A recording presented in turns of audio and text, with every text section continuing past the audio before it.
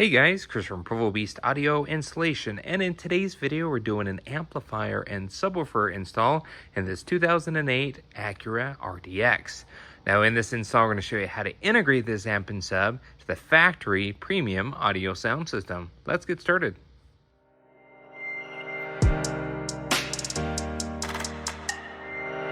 Now, a couple of things to note here. This specific trim RDX actually has an 8-inch factory subwoofer here on the passenger side in the cargo area.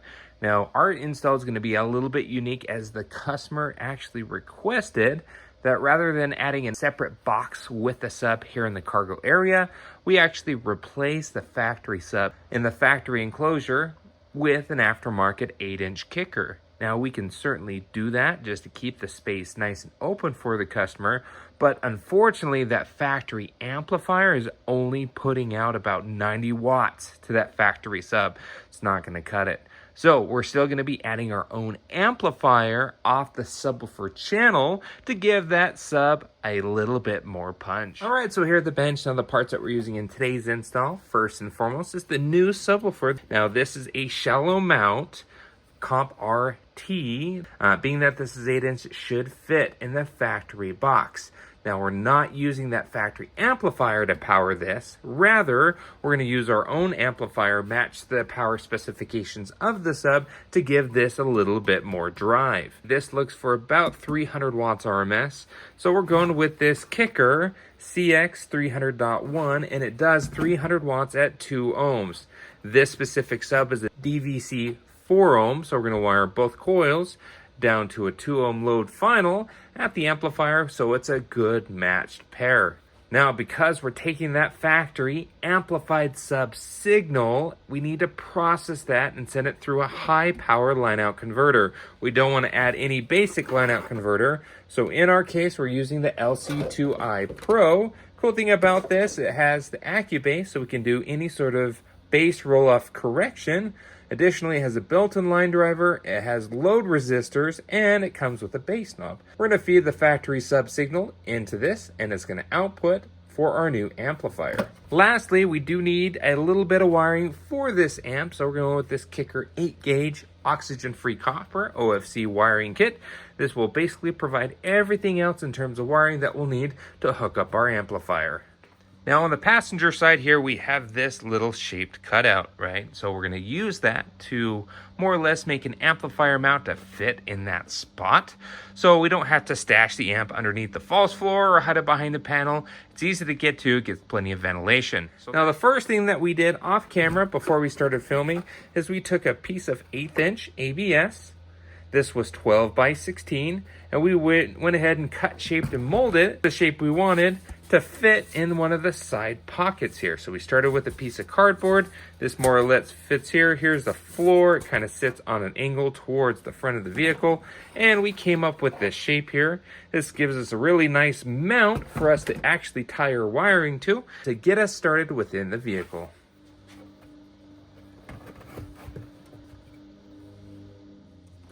So the first thing we need to do is access the factory sub for both signal and a place to mount our new subwoofer. So we're going to pull out the false floor and the weather stripping here.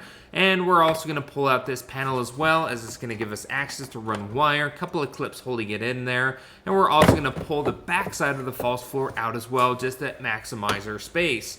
Now there are 2 hidden Phillips screws behind these anchor points. So we're going to go ahead and use our driver, pull out those anchor point screws, and that's going to free up this panel a little bit more. Next here behind this little door, there's a 10mm bolt holding in the upper side of this panel. There's also a 10mm bolt holding in the bottom side of this side bolster seat area, and 2 Phillips screws there in the top. Now once those are out, we can lift this up and out of the way to access the final 10mm bolt hidden in this panel area. From this point forward, actually everything else is just held in with clips, and using a panel popping tool, we're trying to relieve those clips up and around as we're really trying to work it free. We don't want to take the upper panel with us, so it's just this upper area. We're trying to separate it there, and there's one clip finally here at the bottom. All right, so we went ahead and pulled this panel out there, step by step there. Hopefully that was helpful for you. And we just mimicked the same process on the driver's side as well. Same exact process, just so we have that out. We wanted this out of the way so we can get to our factory ground location for our amplifier, and allows us to securely mount our little panel in the OEM panel fit cutout and pull all our wiring up underneath the panels to the other side. Now here is our factory 8-inch. So we're gonna pop this on out. The specs on the factory sub, it's a 2 ohm single voice coil subwoofer. Again, the factory amp is doing about 90 watts RMS to it, maybe on a good day. There's our wiring there. We'll show you here in a moment what is positive and negative, but there's only one set of speaker wire going to it, meaning it's only a single voice coil. So we'll get this pulled out here and start mocking up how our new 8-inch aftermarket kicker sub will fit in that factory location.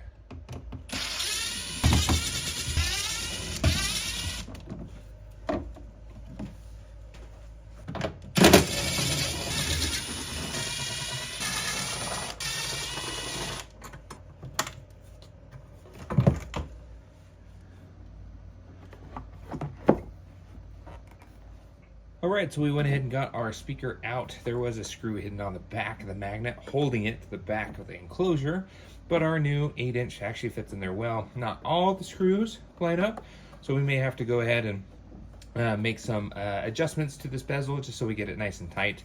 But more or less, it allows us to kind of get everything mounted up here. Remember, our new subwoofer is a dual voice coil 4 ohm, so we'll need to hook both coils together.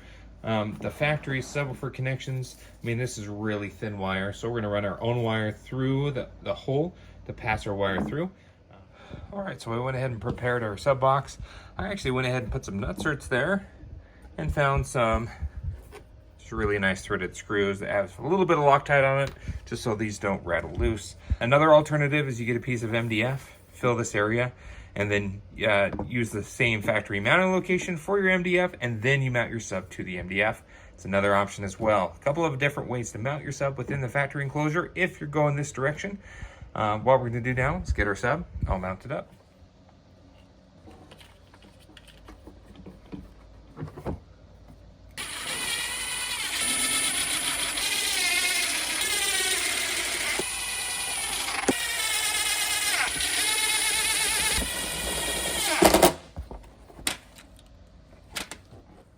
All right, so we got our subwoofer basically mounted in. It's all nice and tight. What we're gonna do is pull our speaker output wire. We're gonna run along factory loom all the way to this other side to the amplifier.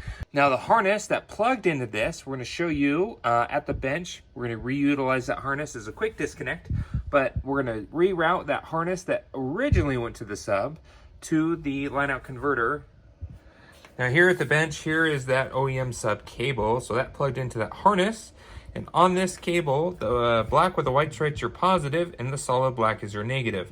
It actually corresponds in the vehicle. This connects in, the side that's green is positive and red is negative in the vehicle where it plugs in. What we did here is we're just extending those wires. We twisted some 16 gauge wire together and put it in some high temperature tensile tape. And this is gonna run all the way over to the other side where we're gonna have our line out converter, right? So we're gonna run this along with the sub output wire. We're gonna zip tie it in the vehicle. We got some heat shrink ready to go. We'll shrink the tubes down. We soldered that in, extended those wires. And again, this is gonna go to the input of our line out converter.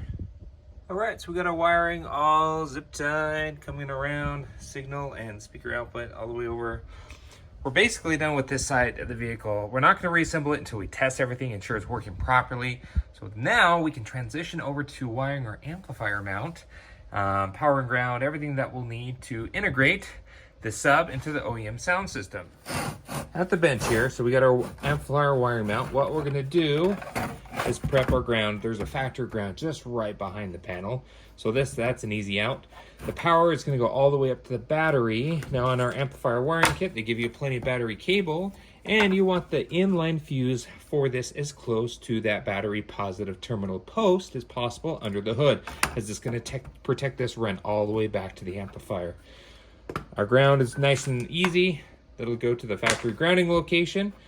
And then they also include some RCA cables. Now for our RCAs, we have such a short run from our line out converter base output to the input of the amplifier that, yeah, we could use these. They may be way too long. We'll see. And then a remote turn on wire is from the remote out to the remote in on our amplifier. On this side, we have quite a few terminals. This is our speaker output. This goes to the sub. It's a mono amp, but they give you multiple connections just in case you need multiple connections. We got power that goes up to the battery. We got ground, factory ground location, and a remote turn on, which will trigger the amplifier to turn on. That'll go to the, on this line out converter, the remote out or rem out. So this will generate a turn on wire to turn on our amplifier for us. Now this line out converter also needs power and ground, and we're just gonna raw power and ground off the terminals here with some spade connectors. We'll show you how we're gonna do that here in a minute. Now our live speaker inputs, this is what's coming from the OEM amplifier that used to go to the OEM sub. We're redirecting that. That'll go to the input of this line out converter. We're gonna go to town. We're gonna get this all wired up here. We'll show you and review those connections before we get this mounted in the panel, then ultimately back in the vehicle. All right, so we started wiring up our amplifier rack here. Our amplifier obviously is gonna need power and ground connections like we talked about, and we're just gonna pass that through the carpet and everything. This will go through the panel this is gonna mount to. Our speaker wire, obviously that's already run in the car, so it'll come up and go into the terminals of our amplifier. And then our inputs, we're gonna run them down here, input from the OEM amp. That'll go right in there.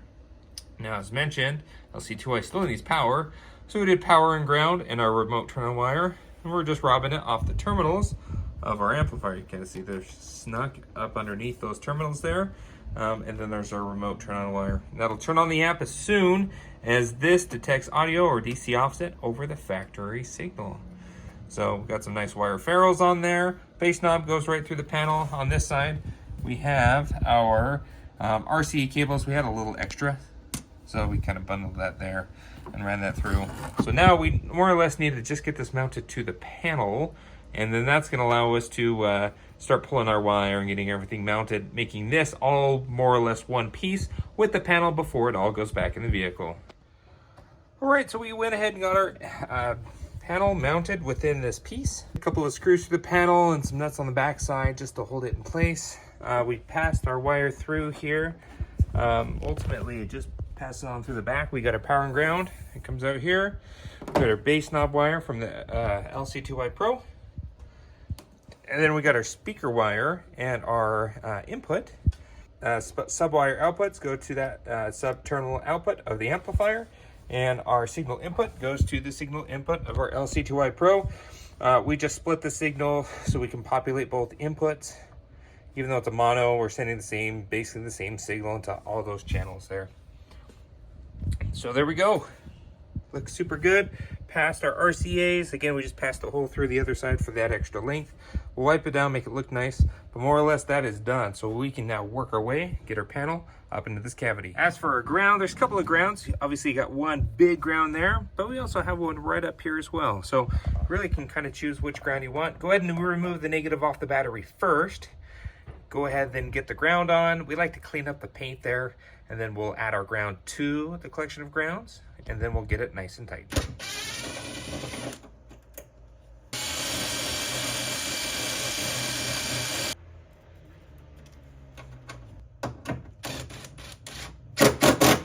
So we got our ground all done there. Cleaned up the paint with a wire brush. There's our ground for our amplifier. So really that's it. Besides snapping the panel back in place, we got to pull our power wire and our base knob cable forward. And we're going to work our way all the way up to about the steering column area. Once we do that, we're clear and ready to go to get our harness connected to our light and get our panel seated back in this cavity. Next, let's go ahead and pop up these kick panels along the driver's side so we can feed our power wire and base knob cable towards the front. Everything here is just held in with clips. It's actually pretty easy to remove with the panel popping tool. We'll feed our cables up underneath the B-pillar. Same procedure on the driver's side front door area. Pop up the panel, and then we're gonna fish our power wire and base knob cable underneath the B-pillar. All right, so I'm back behind this panel. We pulled our power wire and base knob cable. We're gonna zip tie it along all the loom underneath the B-pillar here. From the B-pillar, we're gonna we still need to zip tie. Now to pull it through the firewall here, our main huge grommets right there. We just poked a little hole through it, and we got some soap and water. We're still working on getting it nice and lubricated, but we pushed our hanger and it came out the other side, and we'll show you where it pokes out in the engine bay. So it kind of comes around here, up and around the corner. That's where it came out. Took a couple tries, but we got it. So what we're gonna do is tape and hook our wire to the end of this fish or hanger here. We're gonna lube that up with a lot of soap and water, and then we're gonna pull it through that grommet into the engine bay.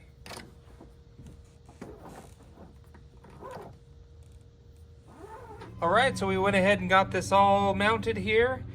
Fed our wire just along the factory loom, got it all zip tied. We made a little ABS fuse holder out of leftover ABS plastic. So it holds the fuse holder there, just snags the bolt there and sandwiches. And then we ran our positive to the positive post of the battery. So really at this point in time, we are done underneath the hood. With this side of the vehicle all done, got our sub all mounted, everything's working great. So we're gonna go ahead now and reassemble our panel. We went ahead and put our base knob here. This panel pops off just like that. And we went ahead and flush mounted our base knob that goes with our line out converter. So with the power all taken care of, we went ahead and booted everything up here. It's currently on, amplifier's on. We went ahead and set our gains, and then we set the bass roll-off correction with the AccuBass function of the LC2i. Really, it sounds fantastic. Over here, got our subwoofer all in. We try to clean up as much of the dog hair as possible. Owner has huskies, but overall it looks fantastic. It's out of the way, and in the end, when you're stepping back, you still have your views of the full trunk. So that's about it for this install. This thing sounds fantastic. Again, it's not like 1,000 watts RMS, it's just 300. And we're utilizing the stock box, which if you went to an aftermarket box or a box that's designed for that specific 8-inch, it probably would sound even better. But again, our goal and purpose of this install was to keep this totally open, which I feel like we've accomplished within this install. Again, we're gonna link everything that we recommend and used in the description there for you. If you like what you saw, be sure to hit the like button. Don't forget to subscribe. We post great content on the channel all the time, and we will see you in the next video.